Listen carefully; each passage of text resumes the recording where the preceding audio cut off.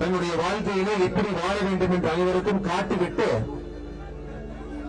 அவருடைய ஆன்மா இன்று ஆண்டவனுடைய நேரிலே இழைப்பார சென்றிருக்கிறது. இந்த துக்ககரமான நேரத்தில் நம்முடைய கேப்டன் விஜயகாந்த் ஐயா அவர்கள் நம்மளோடு இல்லை என்பதை நம்முடைய மனம் ஏற்க மறுக்கிறது. அனைவருக்கும் காட்டிவிட்டு அவருடைய ஆன்மா இன்று ஆண்டவனுடைய நிழலிலே இழைப்பார சென்றிருக்கிறது. இந்த துக்ககரமான நேரத்தில் நம்முடைய கேப்டன் விஜயகாந்த் ஐயா அவர்கள் நம்மளோடு இல்லை என்பதை நம்முடைய மனம் ஏற்க மறுக்கிறது.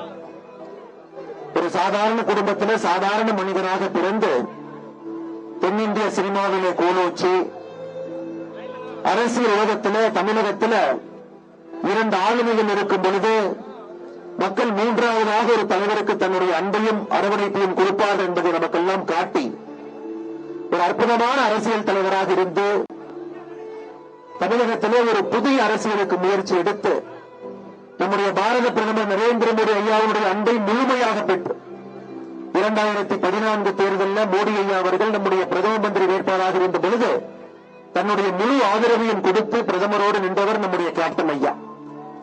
அன்னைக்கு எங்களுடைய மாநில தலைவர் அண்ணன் பொன்னார் அவர்கள் கேப்டன் ஐயாவோடு இணைந்து நெருக்கமாக பணியாற்றி ஒரு அற்புதமான பிரதமர் வரும்பொழுது நானும் இருக்கின்றேன் என்று உணர்ச்சி ததும்ப 2014 தேர்தலிலே பாரத பிரதமருக்காக கடுமையாக உழைத்தவர் நம்முடைய கேப்டன் ஐயா.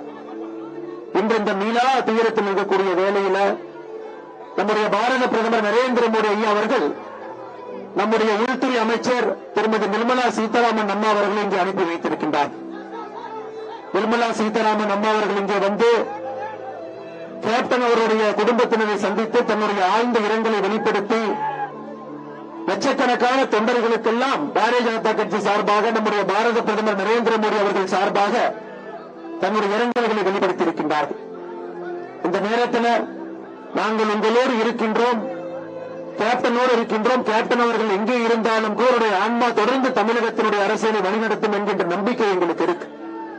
தொண்டர்கள் பிரேமலதா விஜயகாந்த் அம்மா அவர்களுக்கு எங்களுடைய ஆழ்ந்த இரங்கலை தெரிவிப்பது மட்டுமில்லாமல் அம்மா அவர்கள் இந்த இயக்கத்தை எடுத்து வெற்றிகரமாக நடத்துவார்கள் என்கின்ற முழு நம்பிக்கையும் எங்களுக்கு இருக்கு.